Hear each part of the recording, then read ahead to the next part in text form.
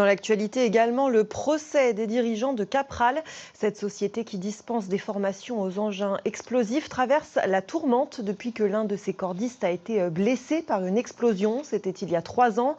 Aujourd'hui, son dirigeant comparaissait devant le tribunal correctionnel de Nice pour tromperie sur prestation de services et blessures involontaires. Le récit de l'audience avec Luc Sarès et Frédéric Sury. Pour bien comprendre, il faut remonter à 2021. À l'époque, Kevin est cordiste, il travaille dans une mission de sécurisation d'un barrage. Il déclenche l'explosion d'engins pyrotechniques P2 et frôle la mort. Le problème, c'est qu'il n'avait pas été bien formé. L'entreprise Capral, qui dispense ses formations pour la manipulation des explosifs P2, n'a pas l'agrément de l'État. Ce sont des formations d'une journée au lieu de 3 normalement prévues. On écoute son avocat. On a énormément de salariés, cordistes principalement, qui ont suivi ces formations pour la manipulation de ces explosifs et qui n'ont pas été correctement formés.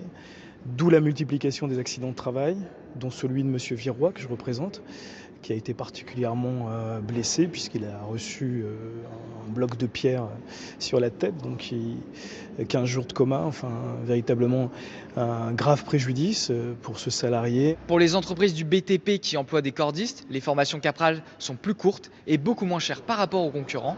Grégory est représentant des cordistes en colère et partie civile dans l'affaire. Tout l'intérêt de M. Campagne de sa société, c'était de pouvoir se maintenir dans un marché de niche qui était ce petit marché de niche au niveau des explosifs P2, de pouvoir continuer à les vendre, de pouvoir dispenser des formations sans se contraindre aux exigences du ministère et au mépris en fait, de la sécurité des ouvriers. Malgré plusieurs rappels à l'ordre, la société Capral n'a jamais demandé l'agrément de l'État. Son dirigeant, M. Campagny, s'est lui défendu d'avoir recours à une certification allemande. Plusieurs fois, il a répété « Je ne suis pas un escroc, je ne suis pas un voyou ». Il lui est reproché aujourd'hui des pratiques commerciales trompeuses et mise en danger d'autrui. Il encourt jusqu'à 7 ans de prison ferme.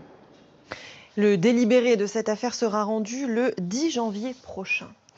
Le musée